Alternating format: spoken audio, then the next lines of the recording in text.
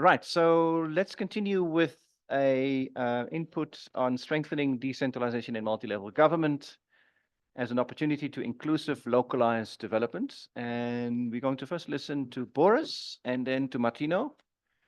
So I suppose we just take it in that order. And yeah, if you didn't have the opportunity in the last session to ask your question or make your input, I've been saying to people that the crowd is becoming more and more difficult to manage, which is a good thing. That is what we want. We want robust discussions. This is not a stylistic protocol meeting. We are here to engage and learn from one another, and for that we need conversation. So if you have questions that haven't been answered yet, or you have an input, just hold your thought and see if we can bring it in after the next two inputs, which I'm sure are also going to prompt us to ask further questions and make further observations. So let's have it. Boris, whenever you're ready. Yeah.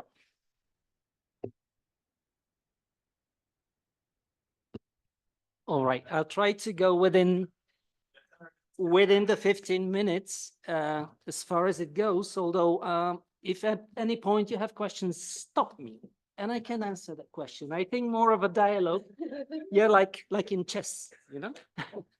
I will start with the history, as always, because I would like to refrain a little bit from making a comparative analysis between Europe and Africa. I'd like to show the experience that we have, especially in some countries. And I start with a quote about the pathway, the road to devolution, decentralization in Europe. When Magdeburg was founded, the inhabitants were given a charter, such as they wished. They determined that they would choose aldermen every year, who on their election should swear that they would guard the law, honor, and interest of the city to the best of their ability, and with the advice of the wisest people of the city.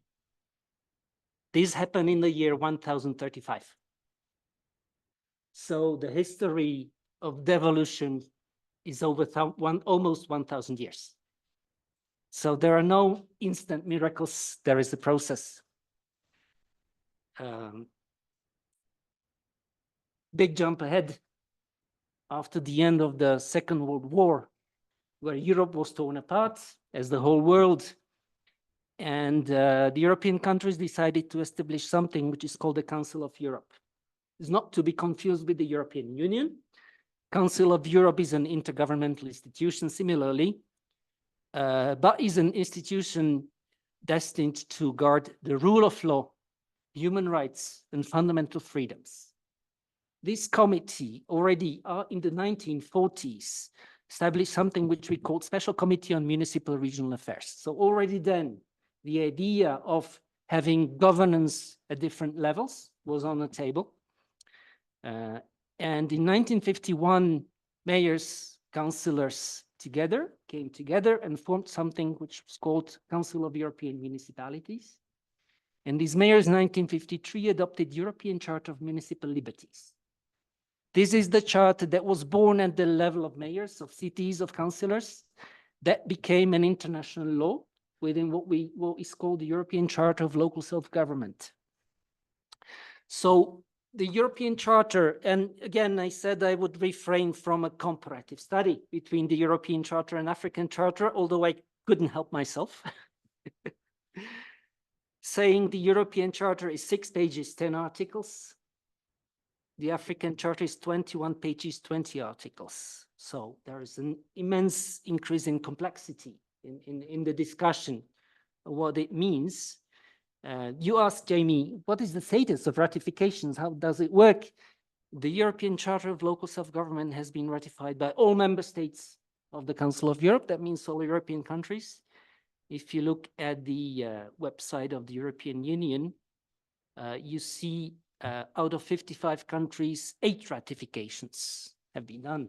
So the willingness of the member states to ratify this kind of instruments and to implement this kind of instruments is significantly different. And I can quote Benin, Burkina Faso, Burundi, Cameroon, Madagascar, Mali, Namibia, Seychelles. Those are the 8 countries that actually where this charter is in legal force. Why? For us as European local governments, it's important that this is in legal force because in most of our, if not in all legal systems, the European Charter became international law, which has precedence over domestic law. So in theory, although it didn't happen yet, ever, in theory, individuals or legal entities in the member states of the Council of Europe should have the right to judiciary request or fight for the provisions of this charter to be effective law at the national level. It hasn't happened yet, but I will tell you a little bit on how this charter is actually implemented and how it's being monitored.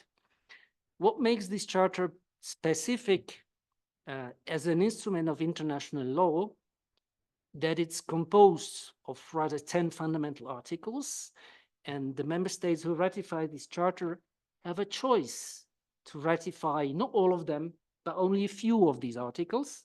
Some of them are core principles where no member state can make reservations. That means they must adhere to certain articles of this charter. Some of them are elective. Some of them are voluntary.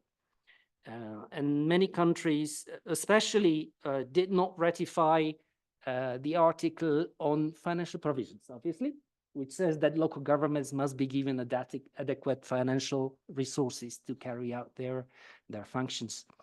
So this charter actually recognizes the principle of local self-government. It says it must be recognized in domestic legislation and where practical in the constitution. This is obviously a concession specifically to the UK, which does not have a constitution. So that's why we said where practicable in the constitution. So except of the UK, which doesn't have a formal written constitution, the constitutions of all European countries have the principles of local self-government constitutionally enshrined.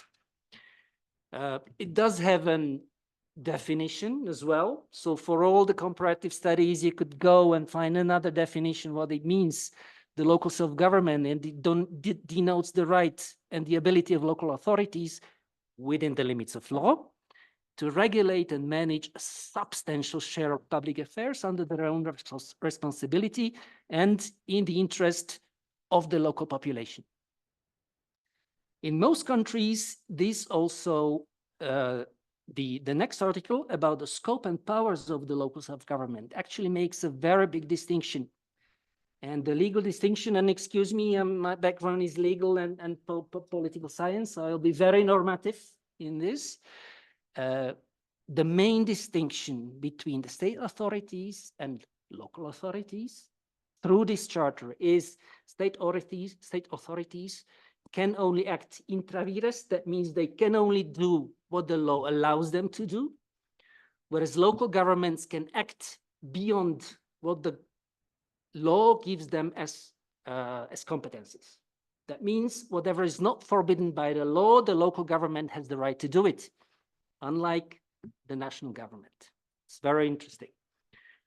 Another interesting part, and this is where, for example, I saw the comparison between the European Charter and the African Charter. For example, boundaries of local governments, by virtue of the European Charter, obviously boundaries of the local government can be changed by law, except in Europe we say yes, but you must consult the local population in a referendum. The African Charter doesn't say so. It just say can be done by the law. That means again, the division of power is not there. The division of powers, which is the basic of democracy, this is quite important. Obviously, this charter allows local governments to establish their own administrative structures as they see fit, with no interference from any central government.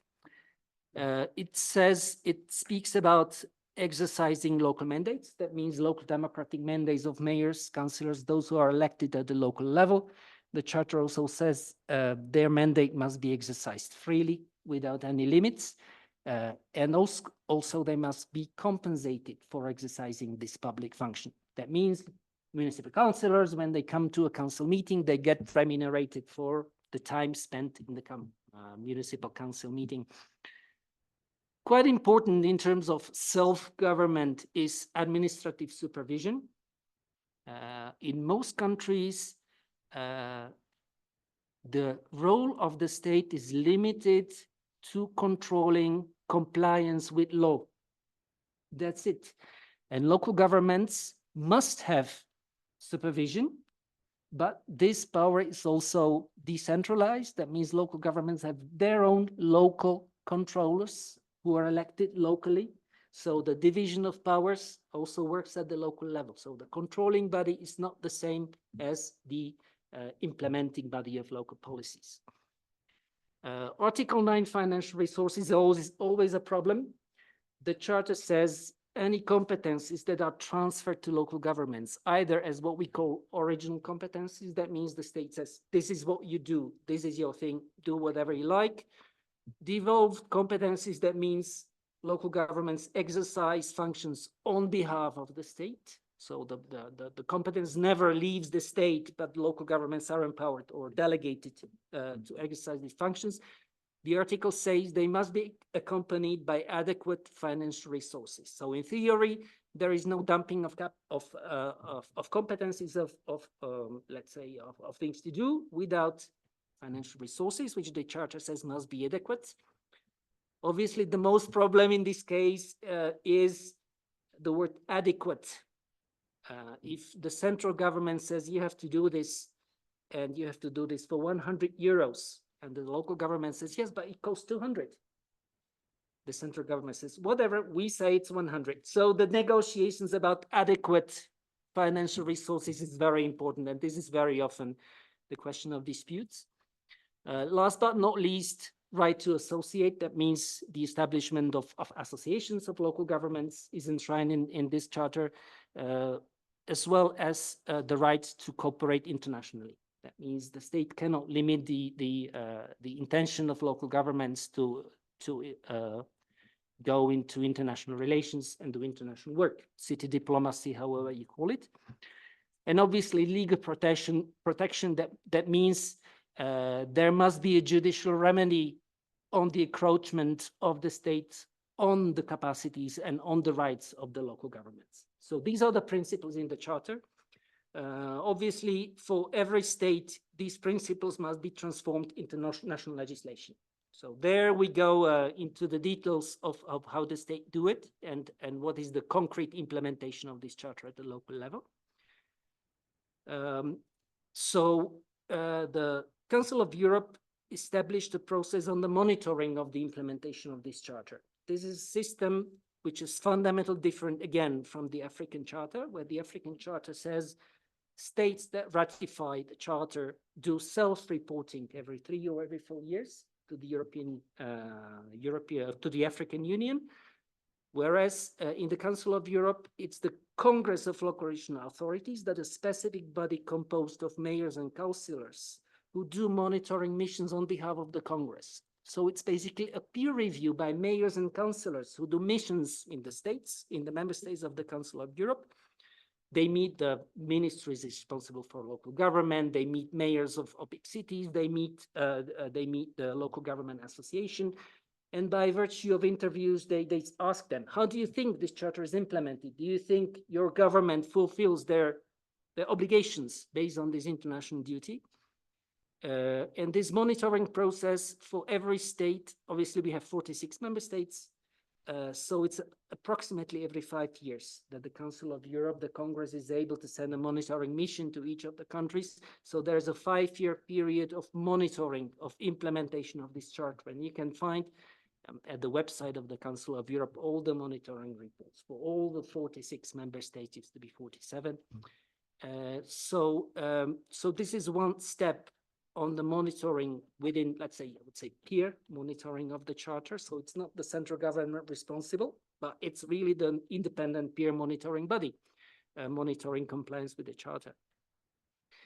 And this charter was very much used in the 1990s, where we had lots of new countries in Europe, especially the post-communist countries. And it's also the example of my country, Slovakia, where the very interesting trend in that time was that the states that newly ratified this charter were already pushed by local governments, by mayors, by national associations to ratify the charter in its entirety, which is not the case for the first ratifications, where the states had still let's say the leeway to choose certain articles and not others. So this is the rule of the monitoring. And many national associations, actually, they do their own monitoring or their own analysis inside. That means they look at the charter, they look at the national legislation, and outside of the 5-year cycle, they themselves try to monitor all the way how the provisions of the charter and the legal, let's say, the provisions of the law, but also the practice that exists in implementation of the law. And we've been discussing a lot about that sometimes there is a law, but it's not applied, or it's not fulfilled fully. So this is what national associations do. They follow the implementation of the charter on the national level, so that they do it on an ongoing basis outside of the 5-year cycle of the monitoring by the Congress. I think I have 8 seconds left. So in my 8 seconds, I would just to say rationals. We spoke. The relationship between local autonomy and well-being, satisfaction with services, democracy, and trust. So many authors obviously found a very good correlation between devolution, between local autonomy and well-being of people, satisfaction with services. It is argued that fiscal decentralization can lead to improvements in social outcomes, for example, health, education, except there is one caveat: the necessary prerequisite, as highlighted by one author, is that this only happens if there is good governance at the local level. So thank you very much. I think.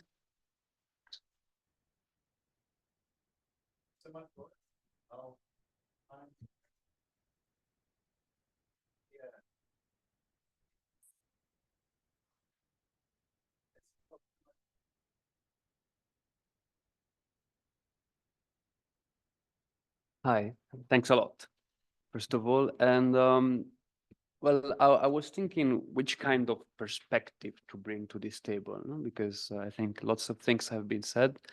And one thing to notice, which is the complexity of the argument that we are discussing today, from finance to participation to gender, like lots have been has been discussed. So I was thinking to add a bit more complexity.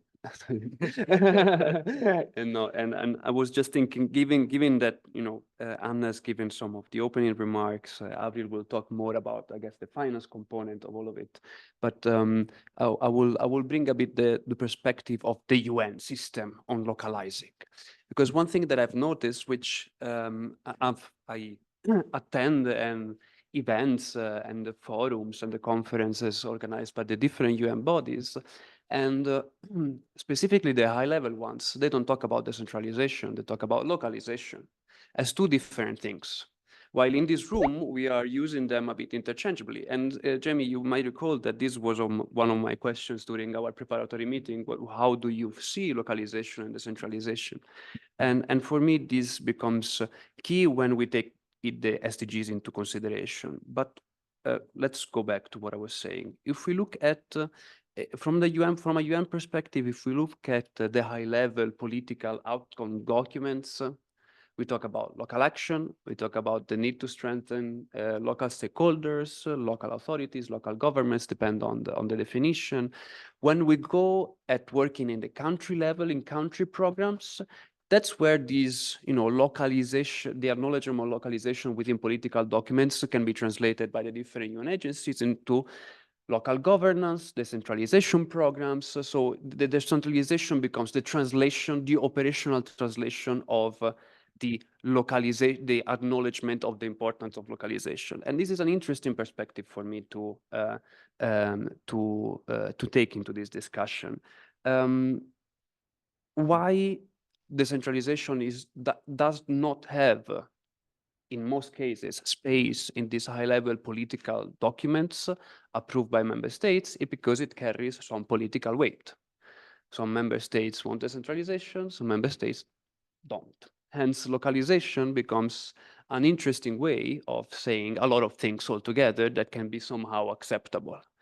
Now, what is also interesting to notice is that, and Boris and myself know each other since a while, and since the dialogues on the on localizing the post 2015 agenda. So even with the the approval of the SDGs, localization was not there, despite the focus on SDG 11.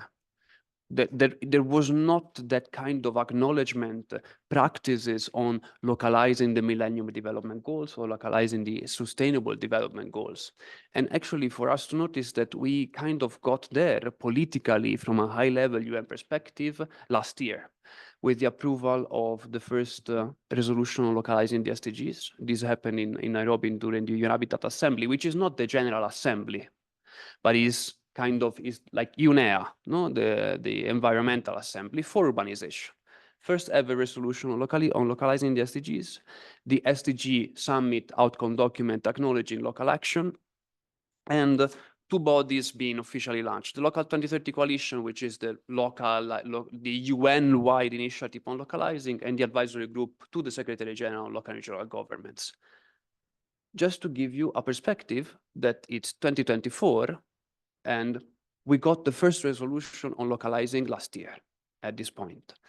And in that resolution, we don't talk about the decentralization. We talk about capacities, we talk about reporting, but there is no mentioning on the UN support to member states to advance decentralization policies, programs, reforms.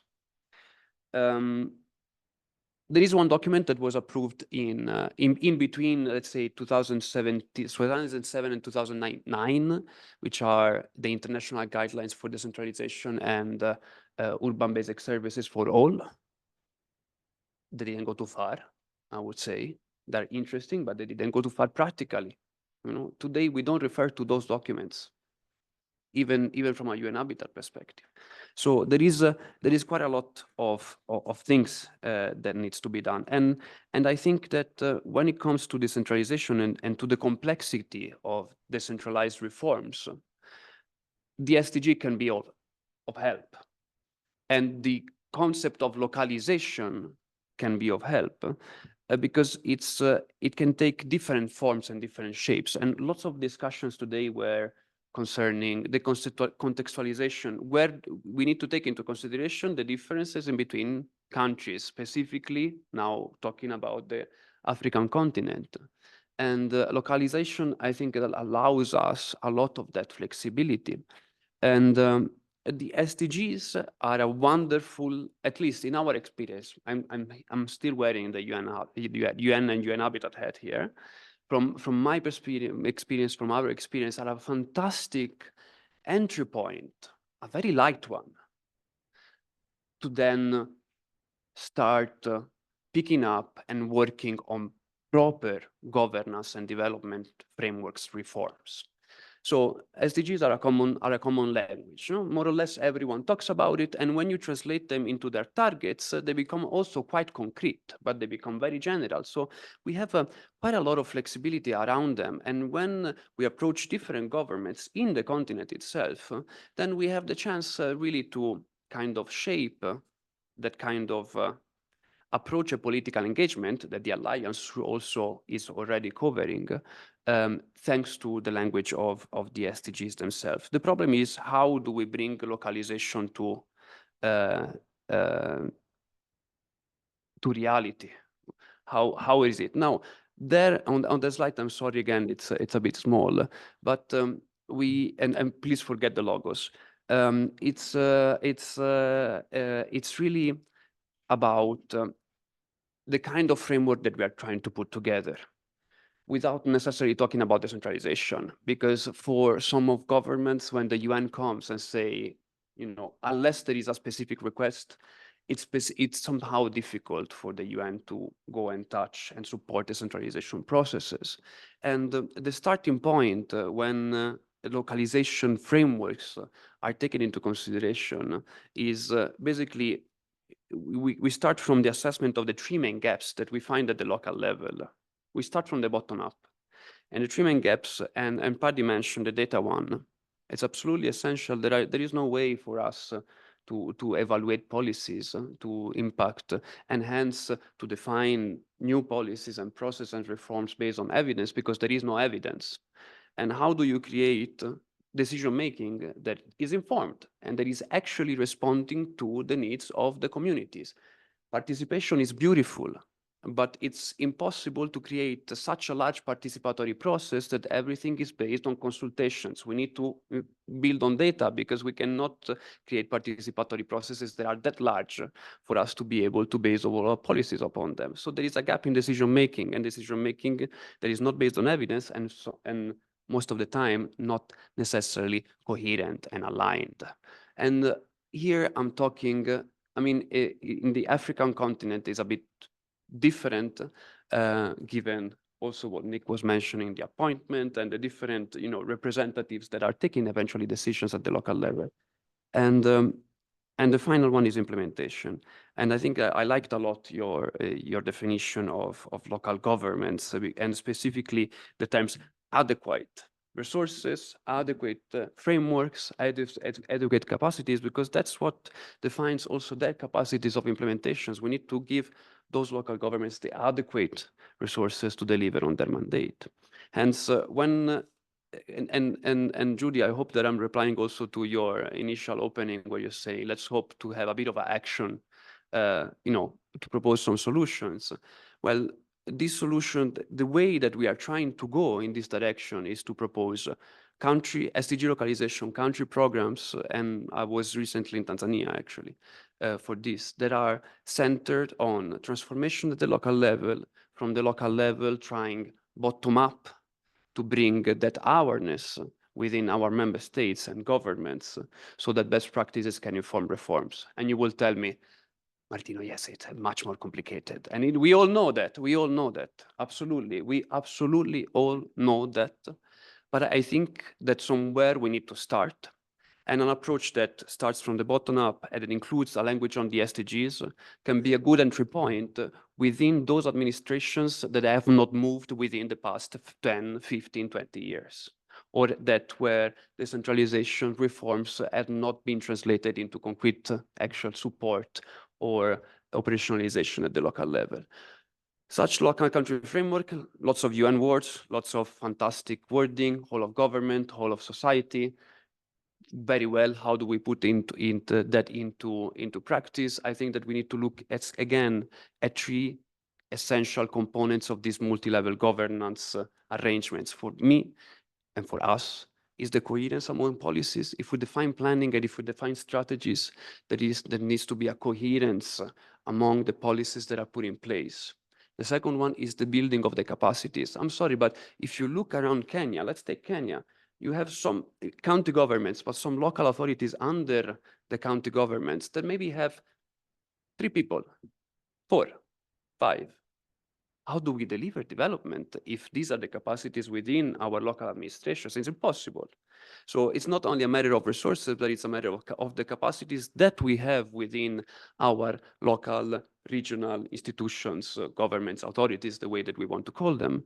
And the third one is the resources, and here it all comes fiscal finance reforms. And I think one of the key work that Avril is leading, the enhancement of own resource revenues. I think, and that more or less, and Avril, please correct me if I'm wrong, but local governments, this is not a data related only to Africa, but more broadly, they in general, they kind of leverage in between the 10 and 20% of their own resource revenue, and all the rest is lost. So there is a potential there in working on endogenous resources that is absolutely essential that we'll build upon. And the final component, which sometimes is, we don't take too much into consideration because naturally so, talking about decentralization, we focus on very much inward into the processes and the reforms at the country level, is the potential of the partnership and the global engagement of such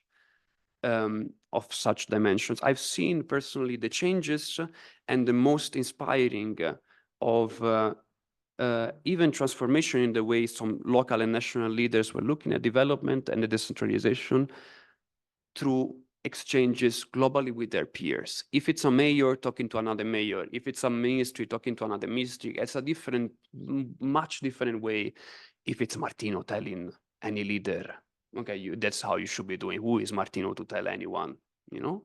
So I think that based on this assumption and kind of trying to simplify a bit the way that we look at localization using the SDGs as the entry and as the entry door, this is how we are trying to move forward.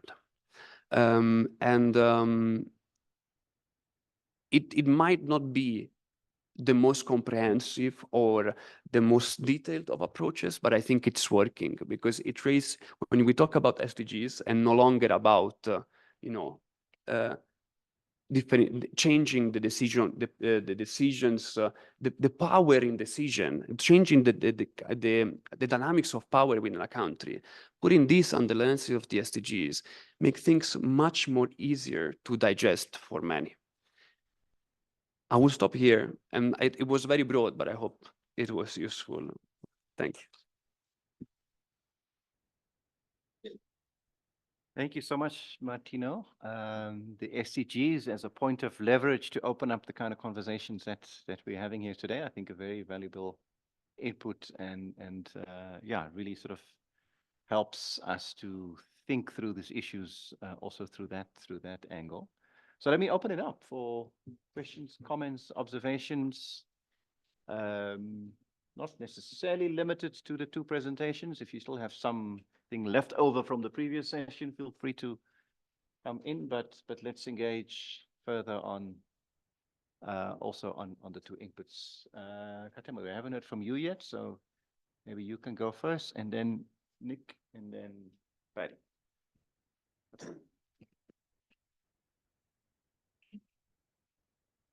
Okay, thank you very much for your presentations. I was actually thinking about this concept of localization and decentralization before this session, I mean, before the break. And I was a little bit confused of the difference between decentralization and localization. I mean, why is it important for the LPSA to bring this localization concept in the first place? I mean, is it not enough to just use decentralization and multi-level governance? I'm still thinking about decentralization is more comprehensive and could fit to different contexts, both in the literature and in practice in Africa. From where I came in Ethiopia, if you focus on the issue of localization, I mean, because of contextual reasons, people do pretend to think about you as you are focusing on narrower, very narrow space than a broader federalization or decentralization, multi-level understanding of the governance process in Ethiopia. So, I mean, when we talk about decentralization, it is not a thing which is limited to a micro level. It also includes meso level and also micro level.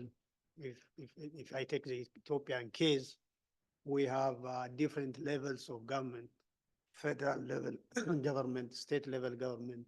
Under state, we have zonal level government, and then warada or local government level. And there is also another level beyond that level, that is a Kabyle level government. So it all depends on the context, but I am still for the concept of decentralization than using this localization, because it further complexifies the issue at hand. I don't know how you respond to this. And in relation to this, how do you see the link between localization and urbanization? I mean, in the urban context, we have a different setting. And urbanization is a big force, which is not limited to a municipal level government. Many of the issues in the urban area also need the intervention from the upper level government. So can you also advocate this localization issue in relation to the urbanization process? And these are my questions. Thank you. Thank you. Oh, I thought there was a hand there. Was there? Sorry. You can go.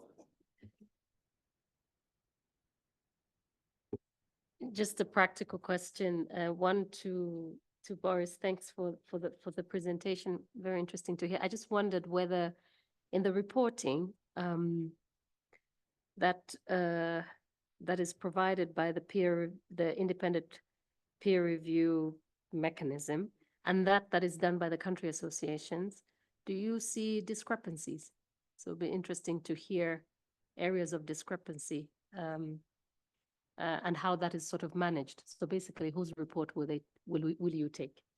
And then I also wondered about how, so for instance, financing for the work that you do as an institution works. Where does that sort of come from? Who is financing the work that you do in supporting the implementation of the charter? So I'm just kind of a very practical question to understand how that works.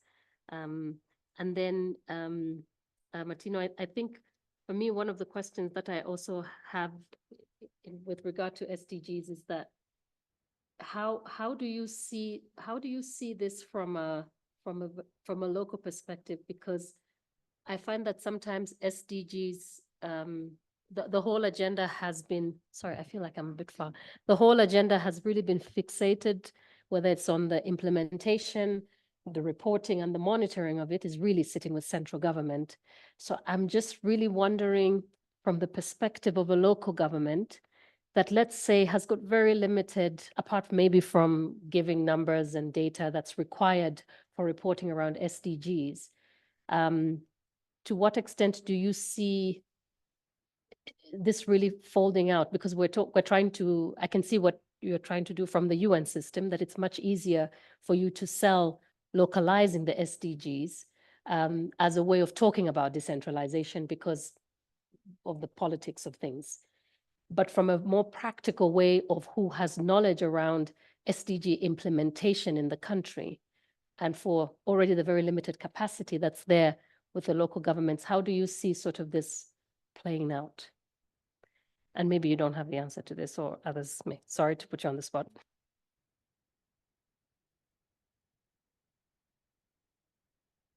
You are asking to localize sustainable development goals. And these, many of them are services that the local government sometimes says, well, that's not our responsibility. So, and I remember during the discussion in 2012, as we were moving towards the end of the MDGs, clearly it showed that this decentralization had promoted, in countries that had decentralized, had promoted MDGs. And there were a lot of discussions and a whole paper and a discussion at the high level panel. China was against the use of the word decentralization. And at the end, the whole decentralization was removed. And now we are being asked to provide data on how the sustainable development goals are being, being implemented and the achievement. And now that is local government should provide. And so in Ghana, they say we are localizing the SDGs, provide the data. And many of the activities are implemented by the center. So how do you expect localization of SDGs when decentralization that creates that framework is something that you don't want to talk about it, you don't want to do it? So that is one. Second, and I think, Boris, I'm happy that Europe started this devolution 1,000 years ago. And we are still struggling with 10 years, 20 years, we are still, and we are beating ourselves so much. But the question is, what is the incentive for the member countries to abide by the charter? Is the EU providing funding for countries that cannot or are not able to do some of these similar things? And then compared to the AU, and I'm asking here, those of us in Africa, how do we even look at the AU charter when we're developing our decentralization? That is something. Yeah, can I?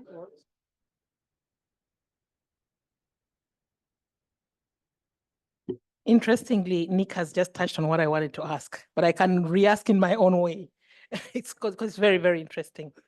When we were trying to follow up the implementation of the African Charter in our region, the biggest question was, we have our own devolution policies. So why do you want us to sign this thing? I think it takes back to the homegrown, what they understand. And when Nick, you mentioned that Europe had decentralized many years ago. Some of our African countries are saying, but this decentralization animal, we have lived with it.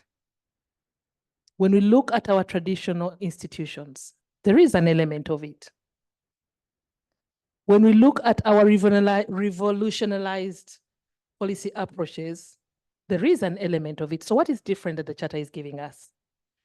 So some of these things need to be interrogated. And that's why you have only 8 in Africa and 1 in East Africa. It's only Burundi that has signed. Very interesting scenario. But my question is, my question for me now, and I'm happy it has come in this room, it's been bothering me, is about the UN. Why it must continue to say, touch not, because it's political. Decentralization is political. It's not going to change face. So we must be bold enough to engage the UN and its structures and systems on this subject, because whatever it does, whatever policies it's doing, even if it engages governments, those governments at the end of the day have to work through their structures of local government. It is a given. Unless those governments do not subscribe to policies, their constitutions don't talk about our local government. So the UN must have this conversation. And I think it's upon us in this room with our associations to really bring it and make it quite clear on the table. Because we have partners like the UNDP, they've been working with us on the development agenda for so long, and they've promoted investments in decentralization. So that is an investment that cannot be ignored by the UN. So we must really push that conversation forward.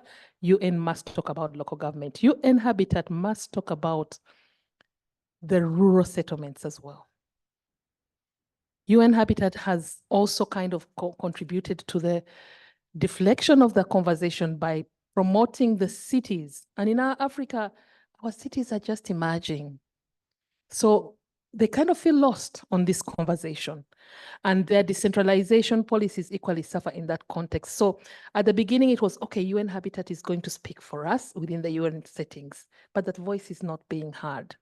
And so we need to also have that conversation with UN Habitat, with local government. It's not about just human settlements. It's the whole decentralization framework and whatever that comes with it that will also answer the issues around human settlements as they come along.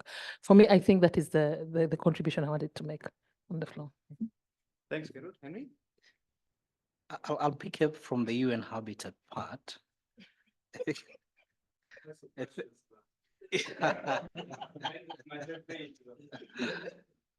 Yeah, particularly because very early on when I was doing my research on decentralization, I was trying to see whether there is an international normative framework for decentralization. I was able to interact with the EU Charter on Local Self-Government, but I wasn't able to find like an international normative framework except the 2009 document by UN Habitat, the International Guidelines on Decentralization and Access to Basic Services for All. And my question really has been now, it's good that you've actually provided another route for us to be able to advance decentralization through the SDGs. But I was really curious to be able to know whether you had, as UN Habitat, an experience with these guidelines that you developed in 2009. One, were they implemented? What was the kind of experience you had with them, right? And whether there have been any update, were they abandoned altogether? And then back to the EU Charter on Local Self-Government. I'm curious to know, just to add on what was asked about the compliance level, because I know for a fact that it is in force, isn't it? It already has the requisite number of ratifications, which means it's supposed to be binding. So And you said not all countries have actually complied. So my question is, what lies on the other side of non-compliance? Because I know for a fact that when we developed our own charter, the African Charter, we were sort of, imitating what the EU was doing in the hope that, African countries will be able to adopt these. So the question then is, one, even if we actually cross the Rubicon to actually get it into effect, what guarantees compliance? And then if there's non-compliance, what then lies on the other side of non-compliance? And lastly, a comment on what you mentioned on what you find in these international instruments. I've also seen is also, or rather I also saw it in the international guidelines by the UN Habitat, this whole question of adequacy of resources. So there's this general provision that local governments or subnational governments require, or the national government requires or needs to ensure that there are adequate resources for the performance of functions by subnational governments. And it's one of the things which we've struggled a lot insofar as Kenya is concerned, because one, the whole question of adequacy, how do you measure adequacy? What we did in Kenya is there are two ways of actually, is the whole process of costing of functions of the national government, costing of functions of subnational governments. And now the challenge is, of the two models of costing, the norm-based costing and the historical costing, we went with the historical costing, right? There was not a lot of transparency in terms of how this costing was done, right? There is no best practice insofar as if we're using historical costing as a model of actually determining the cost of provision of these particular services, how then do we graduate this over the years? Does the baseline, the cost of provision of services remain at the point of the advent of devolution, for example? How do we then grow this over the years? Because one of the biggest problems we have in Kenya right now, even that is informing what we're having a stalemate before between the Senate and the National Assembly, is the whole question of how do you grow the share of resources that you allocate to subnational governments year on year, right? Because we don't have a standard growth factor. And that has meant that the National Treasury has been picking one growth factor this year, a different growth factor the next year, growth of the economy this year, next year they use inflation, the other year they use an average, some random average. And the question then is, do we have a best practice insofar as the question of determining the adequacy of resources is, and growing this over the years? Thanks everyone for their inputs. And before I just hand over to Boris and Martino, just I think the debate is very interesting. I mean, localization is in the tagline of LPSA. It's there, and I think it's some really fascinating and important questions being asked. And I think we should sort of go back to the original question of why we're here. Is we're not here to roast the UN, or it's not the point. It's about what do we do as LPSA with that notion of localization, which is there, and with how do we use it as leverage to promote the broader debate about empowerment of local governments. Is there such a thing, or do we have to sort of conceptually separate it out and say no, that the two are not to be connected?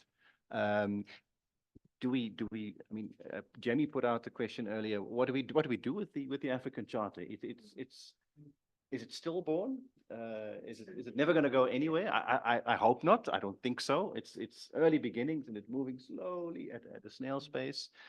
Then again, 1,000 years of local government. And I think also realistic about the fact that, I think, Jamie, you said it yesterday, the pressure to empower local governments, I think we have to accept it's not going to come from an international decentralization police.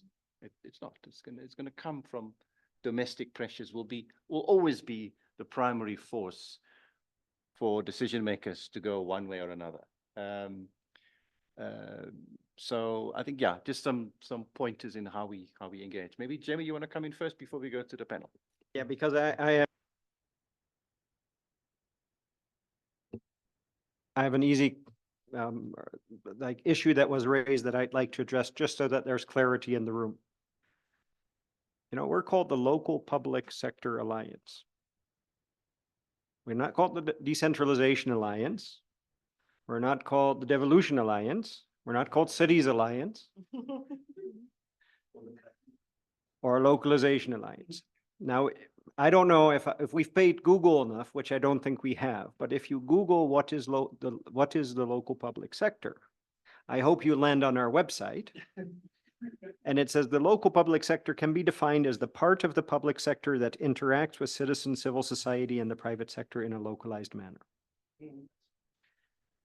And this was the foundation of the Local Public Sector Alliance because all the professors that taught us, they're now retired or almost retired or should be retired.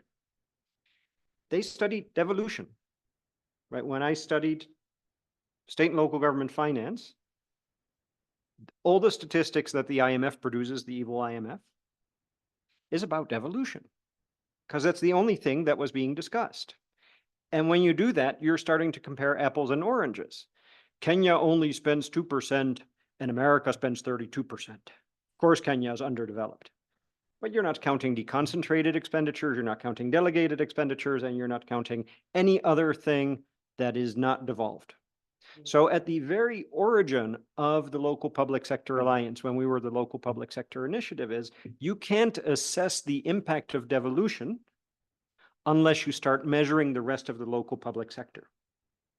You can't make any decision about what is the best way to localize, because ultimately that is actually probably what we're after, although there are advantages, of course, and I think in the long run, there are reasons why many countries that have been successful ended up devolving because of certain reasons, but that's a whole, I mean, in 20 years, we can have a very fascinating conference on that. But at the very core, you can't discuss the topic unless you measure all types of localization. And there were 0 metrics to do that. So it's really the origin of the local public sector to say, if we're going to be honest, we need to measure all forms of devolution, not just evolution, but also non-devolved, deconcentrated, delegated, vertical programs.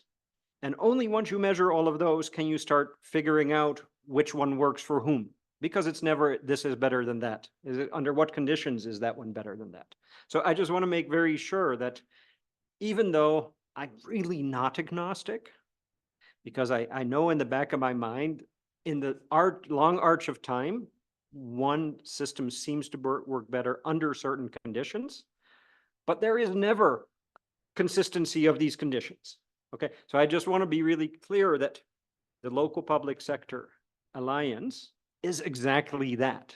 It is in our name, it is in our DNA, that we're after effectively an effective local public sector. So I have a list of questions for Martino. I'm not going to bother. I'm going to grab him before he runs, but I just wanted to make clear at the very foundation that, of course, decentralization and localization are related. But it requires a lot of interrogation, and we're really the first step. This is only step 1 of that entire relationship. Thank you. Right, let's go to Boris. There were a few questions from you. Yeah? Go for it. All right, there are very many questions and it's everything is very complicated. But the birth of the European, and not a stillbirth, thankfully, of the European Charter of Local Self-Government in the 1950s. Please remember, this is the time where new public management was still to be born. We were speaking about normative and political division or let's say sharing of powers within a public administration. So there was no talk about service provision, about economic efficiency, about economies of scale, about local services. That was not the debate of the day. So this was really a deliberate decision to improve democracy by dividing power, not only at the central level between legislative, judicial, and executive, but also different levels of governance. And that was due to the 1,000 years of tradition of city rights in Europe.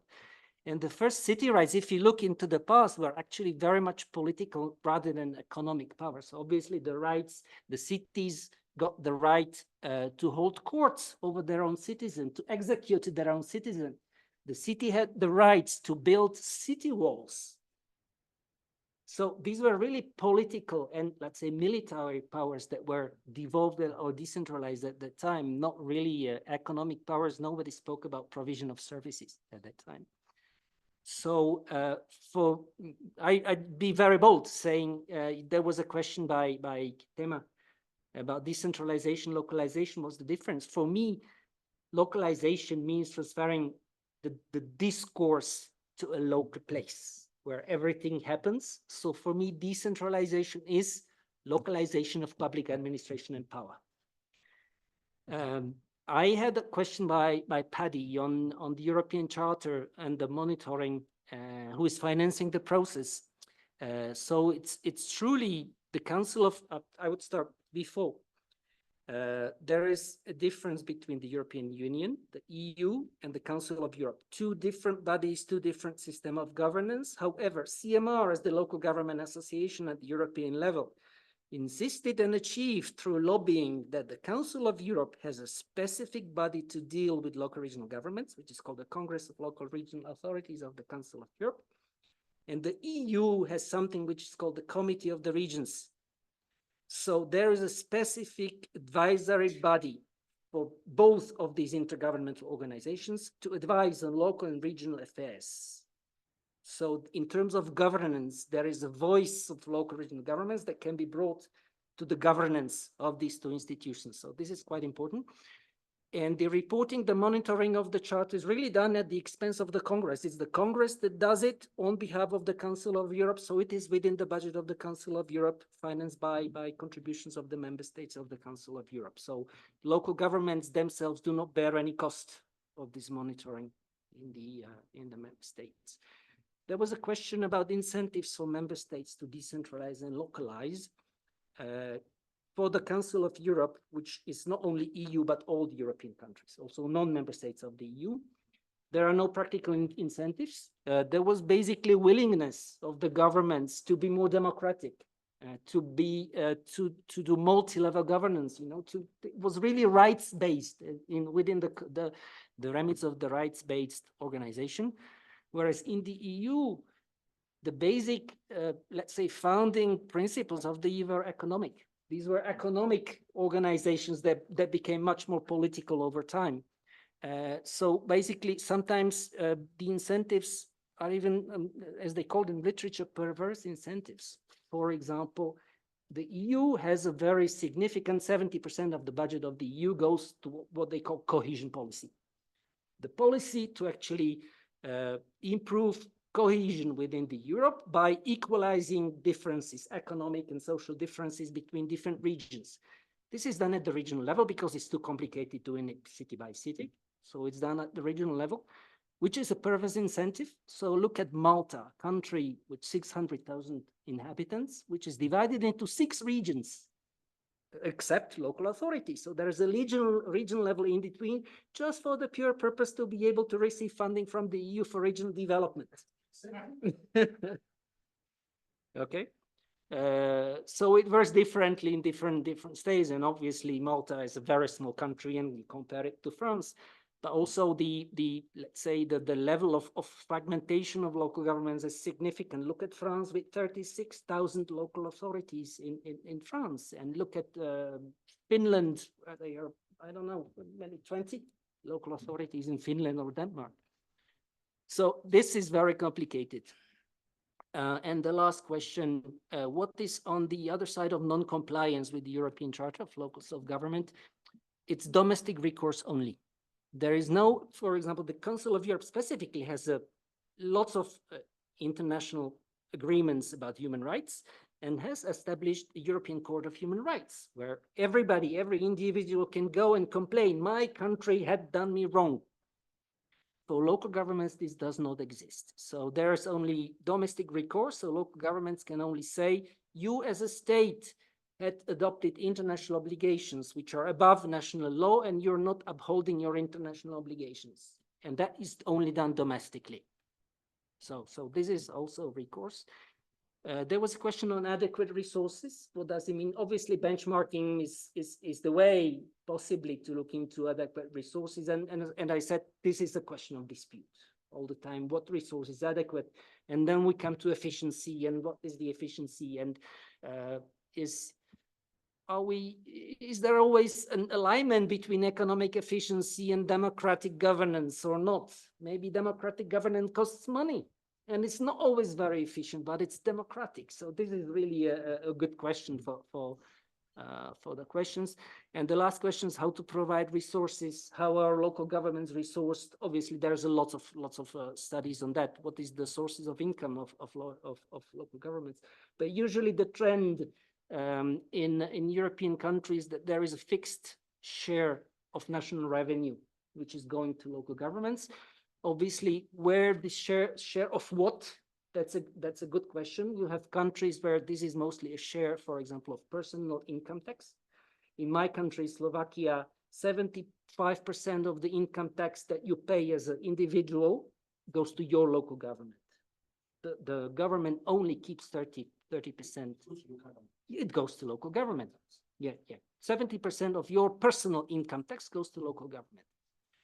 In some countries it's different, for example, and obviously you have the pitfalls. If your citizens are poor, if they don't make much money, you as a local government don't have much revenue. So you have an incentive to improve their local economic capacity. For example, in Germany, it's a proportion of the business tax, not individual citizens, but of the businesses. But come financial crisis, come that businesses are closing because they cannot compete.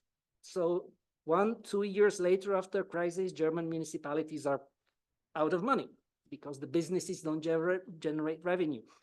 Real estate tax is quite common in Europe as a source of revenue for local governments.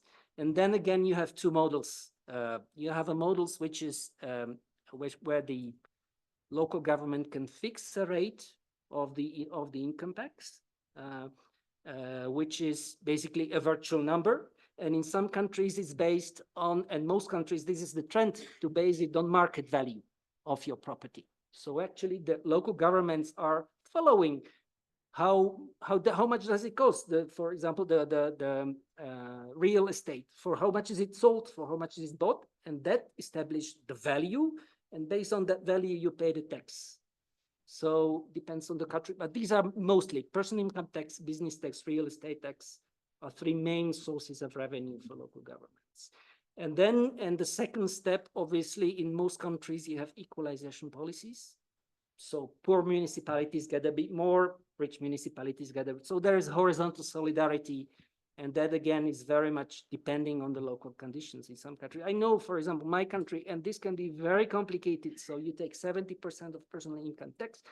There's a very complicated formula which took about 2 years to negotiate between the National Association and the central government. That even takes into account, for example, average annual snowfall, because municipalities in the mountains have to remove more snow than municipalities in the lowlands. So there's a lot of details that can go into the equalization. Thank you. I just wanted to throw in an observation on localization because I'm chairing, but I also have views. So I just wanted to sort of also bring in the concept of integrated development planning, intergovernmental relations. Because I think sometimes when we talk about decentralization, we stare ourselves blind on let's define, let's separate out, let's disaggregate functions, let's be as precise as possible about who does what and never make the two meet. And you do this and you do that, and we cost this function exactly, we'll cost that function exactly, knowing full well that the real world actually doesn't care much about all of that because governance is complicated and you have a project around infrastructure, settlement, housing, and within a blink, you have 3 or 4 levels of government involved in that space, regardless of what their authority is in the constitutional division. So So in South Africa, we try very hard to get that right through integrated development planning, so that the local government should be, and it's not really working very well. I'll admit that first, but I mean it's a good concept that the local government is the space where it all happens, and the local government convenes engagements where the whole of government comes together and says, okay, what are you planning in my space? National government, you're planning a highway. Okay, let's bring that in. Provincial government, you are planning to build new schools. Okay, let's bring that in. State-owned entities, ESCOM, new power lines. Each level of government or sphere of government exercises its own authority, but it comes together in a local spatial plan and a local budget. Now, for me, that's also a way of looking at localization without necessarily saying, you know, it must be decentralization or it must be devolution. It may not be localization. I just thought I'll throw that in. Admittedly, though, it's difficult. It's tough because you, as a local government at the bottom of the food chain, you must now bring together the whole of government and make them talk. And that's where it often becomes very difficult. But anyway, conceptually, it may be something we can. That's exactly. Yeah, it's difficult. But maybe there are examples where it does. But anyway, Martino. You wanted to say something, Alice? Sorry. Chair. Thank you. I wanted to come back on a question that Paddy asked because I'm also interested in this question. But we talked about two types of mechanisms, monitoring and reporting mechanisms. There was one at the regional level of the Council of Europe, I think, and there was national mechanisms. So she asked, are there any discrepancies between those two mechanisms, and which one is really considered by those countries? Is it the national one, Yeah, or is it the Council of Europe and its Congress do this monitoring of compliance with the Charter. Obviously, they hear everyone. So they hear the side of the local government, they hear the side of the national government, etc., etc. So they do try to provide a balance.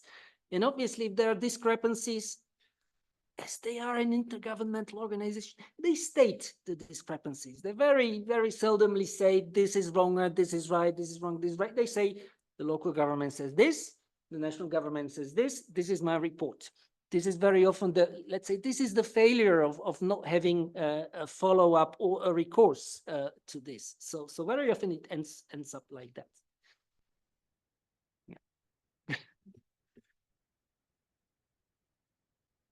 We'll share the web address of the monitoring reports, and they're very interesting to read because these guys are going after each other with knives sometimes, saying that you're doing this wrong, you're underfunding, you're that, right? They're very honest.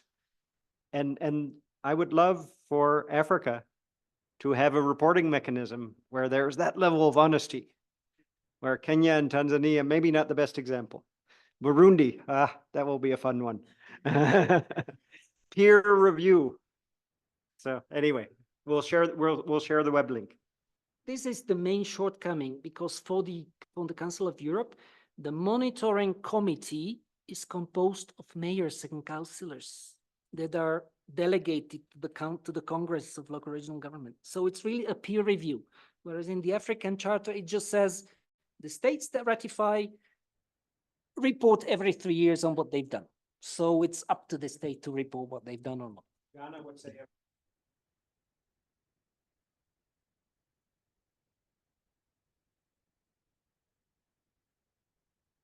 All right, Martino, over to you. Thank you.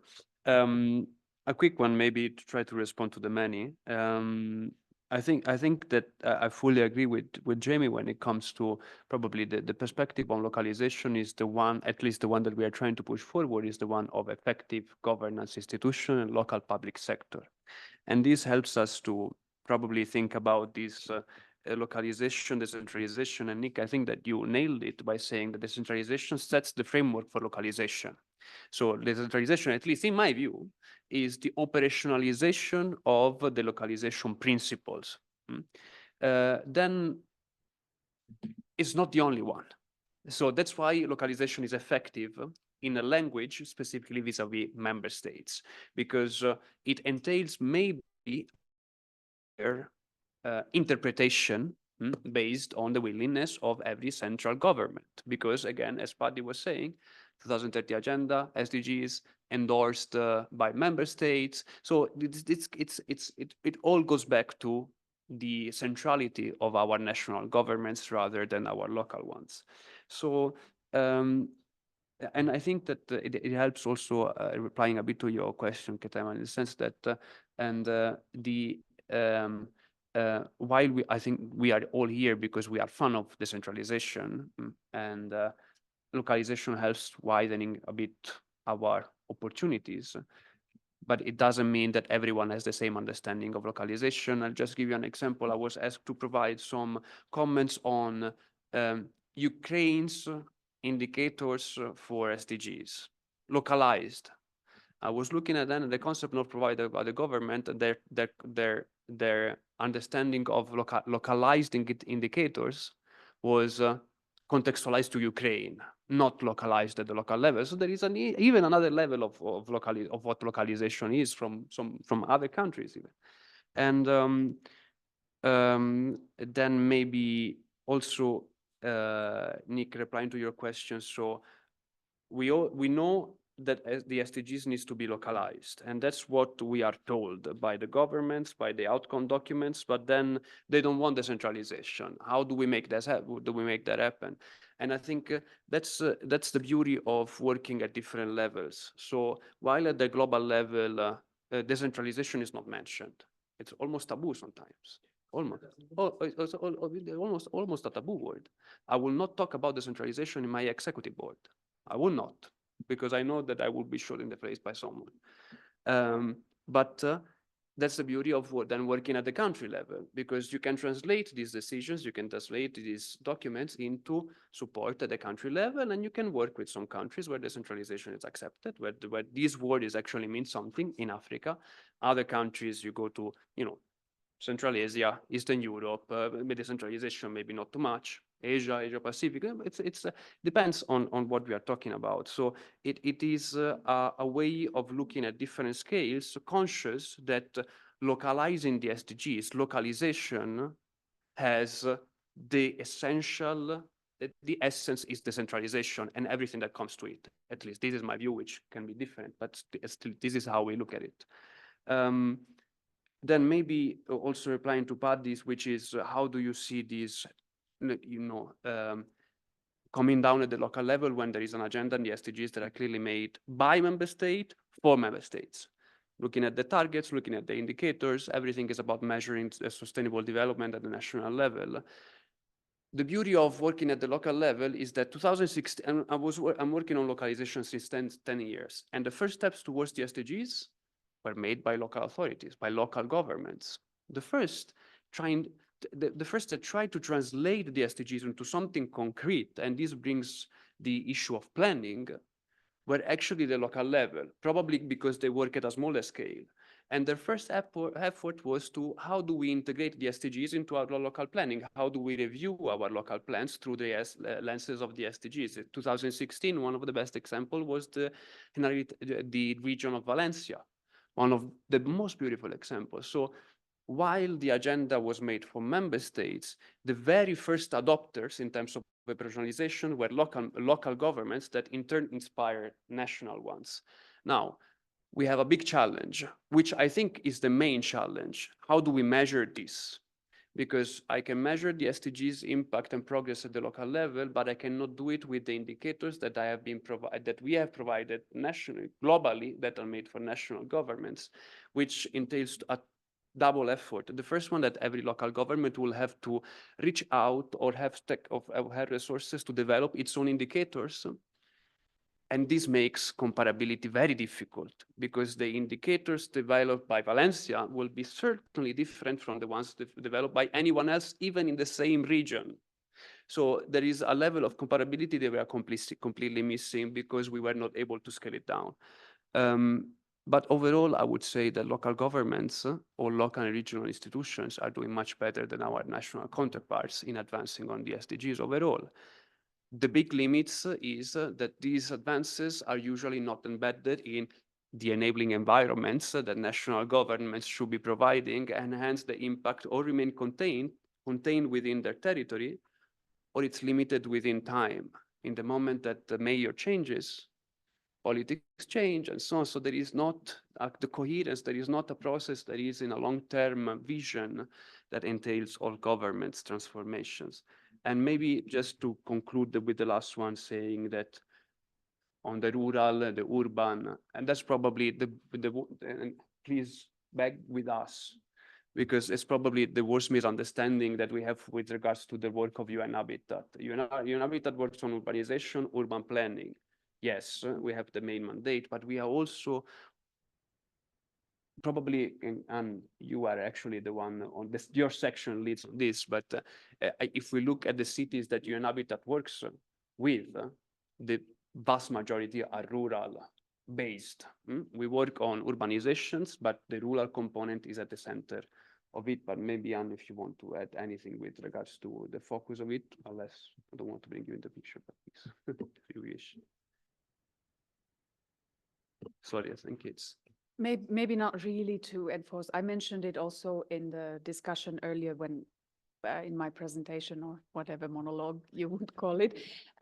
We do have a specific work stream actually on urban-rural linkages based on the integrated territorial planning, where we aim to build those linkages between the rural areas and the urban areas, and so that we wouldn't lose those beneficial links and leave the rural areas behind in the development. But it's a very small work stream, admittedly, and probably not gaining as much importance as it should. But it's a very good note, well taken, and we will take it back to the office and see what the bosses say. Sorry, my question on the international guidelines has not been responded to. So I wanted to bring Anne again in the picture because I don't have experience, sorry, but that at least in the past few years that I've joined the agency. I haven't had a response yet because even I haven't worked on them. So I actually don't know. I was with the organization at that time, but I don't know what has happened to that line of work. So I'll probably get you an answer tomorrow if that's if that works. For a last one, because we are Yeah, it was just one comment. exhausting people, I think. Sorry about Certainly me. that. Go Yeah. for it. I liked because he partly actually responded to my question. Really, what is lacking is the measurement.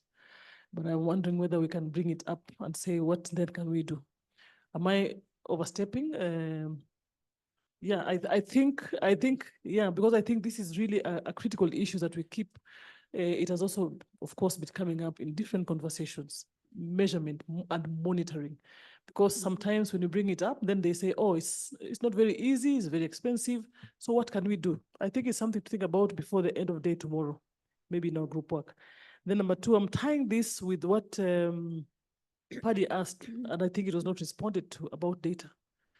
Really to inform policy, to inform, it's still an issue, and I'm wondering what it is you can do to bring that up and try to, in a way, try to design interventions. I don't know.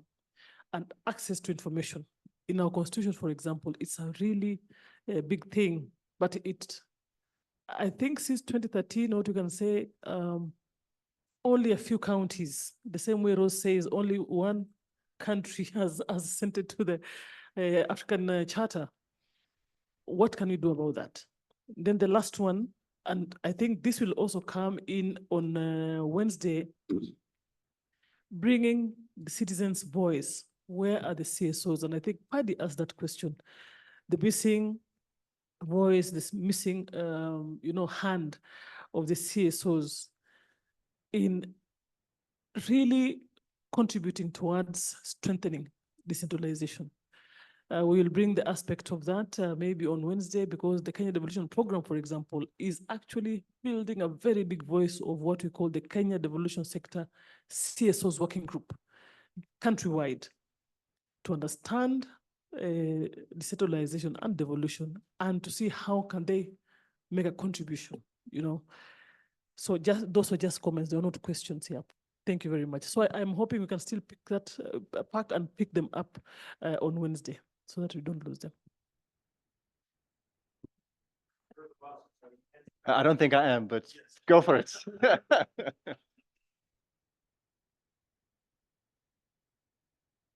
I just wanted to follow up on the point Judy made, just to be clear, on the data of, if we're serious about localization, it is important to know how localized jurisdictions are doing on development.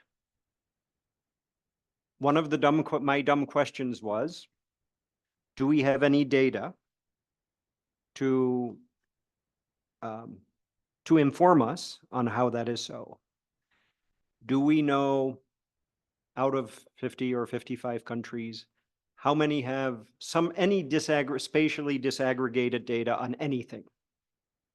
I would love to know that answer. Just, I don't even want to see the data, but do I know, out of all these countries, is there any one? Are there two? Are there three? Or are there? I know in Latin America there's more than three. I don't know the right number, but now you're a poor, you know, everyone is poor in this room, right? I don't think no Mo Ibrahim's here, no Bill Gates is. We have, I'm glad to say that ULIT has entrusted us with some funds, and ULIT is rich, but we're not. But with what we have, if we can work together, can we work on a framework where we can answer my dumb question? Would that be value to just us? Maybe we're nerds and it's Judy and I will be happy and everyone else will not care. But if you care, can we work together on it? Because we know something, but collectively we know more. So can we work together on our infer instruments so that we like it, but maybe you like it. Maybe we can roll it out together. So I think that is a very concrete thing. We are going to talk tomorrow about you know, what to do, and we have a work planning session on Wednesday, right? And it would be great if that can be informed by some possibilities where, you know, I would love for Kenya to be able, and I'm sure I know Kenyan counterparts who would love to be able to show county maps. And as I said, in Latin America, this is relatively common. Water access, SDG driven. Brazil has this. You can say education SDG outcomes measured across Brazil at the municipal level. You can't tell which level of government's responsible for it because it's all, right? We're marble cake federalism. We're not chocolate cake federalism or something like that. But at least can we start answering some of the simple questions? And then think through, maybe, I know Nepal's actually trying now to do measurement of SDGs subnationally. So that'd be a great conversation. I mean, Judy raised it, I just want to endorse. I think those are the kinds of things that we need to think about over the next 5 years. Can we make a contribution to that conversation in Africa and elsewhere? Thank you. What's so great about that input is, by Jamie, thanks to that, as we sit here, I think we feel the compulsion to solve the world's problems today before we close the session. And I think that speaks to the ambition and the passion that we all have. And Jamie, you just brought it back to, you know, we need to talk about what's feasible, what's practical, what are the next steps that we can take as a network? How can we use the strengths that we have within the network to, you know, to take those baby steps? Hopefully we won't take 1,000 years. We want to do it a bit quicker, but it doesn't have to all have to happen this afternoon. So I'm going to close the session, but that certainly does not mean that it's the end of the conversation.